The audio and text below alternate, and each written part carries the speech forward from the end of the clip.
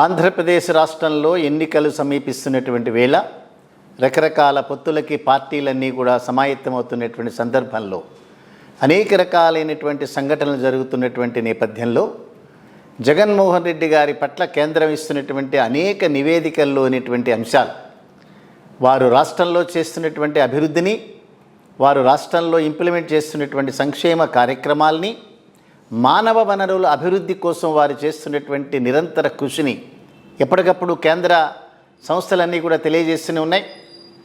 మరొక సంఘటనలో కేంద్ర యొక్క ఆ సంస్థలు ఇచ్చినటువంటి ఒక నివేదికలోని అంశాలు కనుక చూస్తే తప్పనిసరిగా జగన్మోహన్ రెడ్డి గారికి, వారికి సంబంధించిన వైసీపీ పార్టీకి కూడా చాలా ఆనందాన్ని కలిగించేటటువంటి అంశమే కాకుండా ఆంధ్రప్రదేశ్ రాష్ట్రం యొక్క అభ్యున్నతి కోరుకున్న ఏ ఒక్క వ్యక్తికైనా కూడా సంతోషం కలిగించేటటువంటి అంశంగానే మనం భావించాలి. చంద్రబాబు నాయుడు గారు రాష్ట్రంలో విద్య పట్ల, వైద్యం పట్ల జగన్మోహన్ రెడ్డి గారు సల్పుతున్నటువంటి నిరంతర కృషిని చాలా తక్కువగా చేసి మాట్లాడటం అనేటువంటిది మనం చూసాం.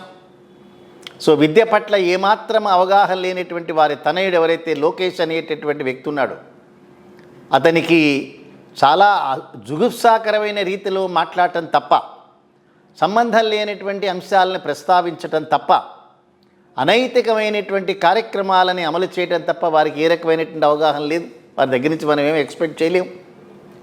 రాష్ట్రంలో జరుగుతున్నటువంటి అభివృద్ధి ఈ ధృతరాష్ట్రులు ఎవరికి కూడా కనిపించేటటువంటి అవకాశం లేదు. వారికి సంబంధించినటువంటి మీడియా ఏదైతే ఉందో అనేక పనికి మాలినటువంటి వాటి మీద మాట్లాడటం తప్ప, జరుగుతున్నటువంటి చిన్న చిన్న సంఘటనల్ని జనరలైజ్ చేసేటటువంటి కార్యక్రమాలు చేయటం తప్ప వారికి వేరే కార్యక్రమం లేదు.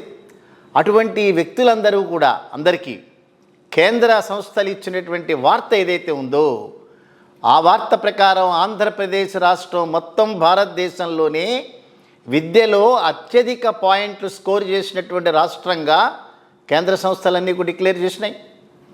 చంద్రబాబు నాయుడు గారు అనేక సందర్భాల్లో మాట్లాడుతూ ఏవో స్కూళ్ళకి 4 రంగులు వేసినంత మాత్రాన అది చదువు చెప్పించినట్టు అవుతుందా అని ఒక అవహేళన చేస్తూ మాట్లాడారు. ఆంధ్రప్రదేశ్ రాష్ట్రంలో వారు కానీ, వారి పిల్లలు కానీ, వారి మనవాళ్ళు కానీ చదువుకున్నటువంటి నేపథ్యంలో మాత్రమే అక్కడ ఉన్నటువంటి విద్యకు సంబంధించినటువంటి వాల్యూ అనేది తెలుస్తుంది.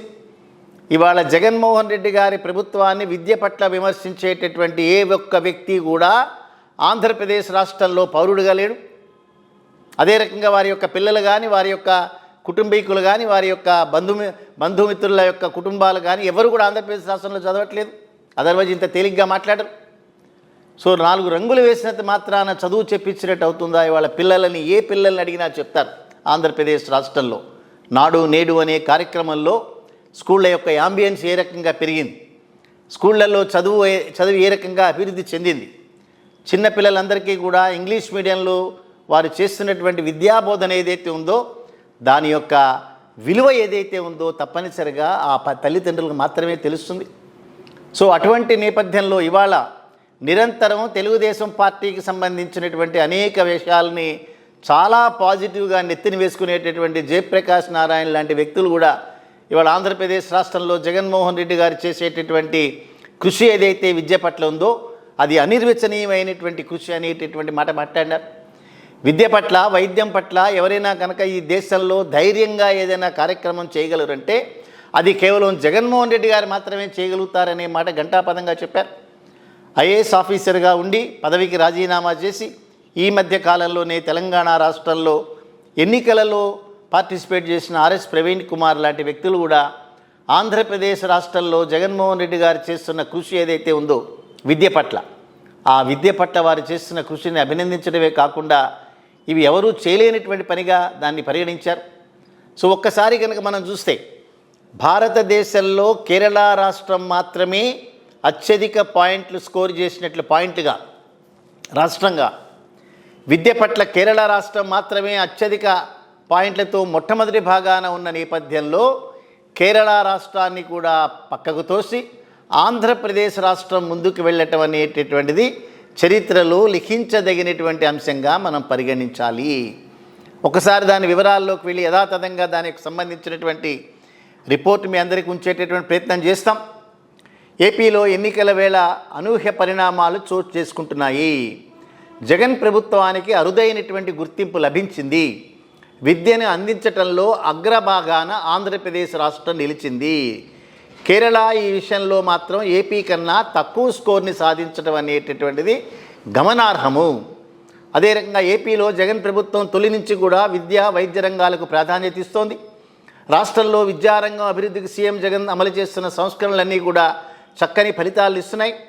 తాజాగా ప్రధాని ఎకనామిక్ అడ్వైజరీ కౌన్సిల్ విడుదల చేసినటువంటి state of foundational literacy and numeracy in India నివేదిక దీన్ని నిరూపించింది. విడుదల చేసినటువంటి నివేదికలో ఏపీకి గుర్తింపు దక్కింది.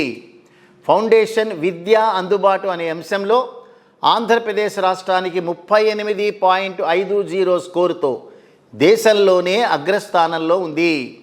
రాష్ట్రంలో అక్షరాస్యత ఇతర అంశాల్లో అగ్రస్థానంలో ఉన్న కేరళ ఈ విషయంలో మాత్రం ఏపీ కన్నా తక్కువగా 36.55 స్కోరు మాత్రమే సాధించింది. అంటే భారతదేశంలో అన్ని రాష్ట్రాలు కనుక కలిపి ఒక్కొక్కదాన్ని కనుక విశ్లేషిస్తే ఆంధ్రప్రదేశ్ రాష్ట్రానికి 38.50 అనేటటువంటి పాయింట్లు వారు స్కోర్ చేస్తే ఇప్పటిదాకా మొట్టమొదటి భాగాన ఉండేటటువంటి కేరళ రాష్ట్రం 36.55 పాయింట్లకు మాత్రమే పరిమితమైంది. ఇదే అంశాన్ని ప్రధాని ఎకనామిక్ అడ్వైజరీ కౌన్సిల్ తన నివేదికలో ప్రస్తావిస్తూ రాష్ట్రాల్లో కేరళ అత్యుత్తమ పనితీరు కనబరుస్తున్నప్పటికీ విద్యా అందుబాటు అంశానికి సంబంధించి ఆంధ్రప్రదేశ్ నుంచి ఇతర రాష్ట్రాలన్నీ నేర్చుకునేటటువంటి రీతిలో ఆంధ్రప్రదేశ్ రాష్ట్రంలో జరుగుతున్న సంఘటనలు ఉన్నాయని చెప్పారు క్లియర్గా. దీనితో పాటుగా కేంద్రం నిర్దేశించిన 5 అంశాల్లో జాతీయ సగటు స్కోర్ 28.5గా ఉంటే సగానికి పైగా రాష్ట్రాలు అంతకంటే చాలా వెనుకబడి ఉన్నాయి. అంటే కేంద్రం ఈ నిర్దేశించినటువంటి ఒక 5 అంశాలు కనుక చూస్తే మొత్తం జాతీయంగా ఉండేటటువంటి సగటు స్కోరు 28.05 ఉంటే ఆంధ్రప్రదేశ్ రాష్ట్రం 38.50 అనేటటువంటి దాన్ని సాధించిందని చెప్పి కేంద్ర నివేదిక సంస్థలు చెప్తున్నాయి. అదే రకంగా విద్యా అందుబాటులో రాజస్థాన్ లాంటి రాష్ట్రాలు, రాజస్థాన్ 25.67% పరిమితమైంది. గుజరాత్ రాష్ట్రం 22.28కే పరిమితమైంది. బీహార్ రాష్ట్రం 18.23 స్కోరు మాత్రమే సాధించాయి. ఈ నివేదిక పిల్లల ప్రాథమిక విద్య పునాది స్థాయి అక్షరాస్యత అంశాలను చాలా క్లియర్గా విశ్లేషించింది. ప్రాథమిక స్థాయిలో అక్షర సంఖ్యా జ్ఞానాలకు సంబంధించి చదవడం, రాయడం, గణిత నైపుణ్యాలు ఎలా ఉన్నాయో ఈ నివేదిక గమనంలోకి తీసుకుని చిన్న రాష్ట్రాలు, పెద్ద రాష్ట్రాలు, కేంద్రపాలిత ప్రాంతాల వారీగా అంశాల వారీగా స్కోరును పొందుపరిచింది.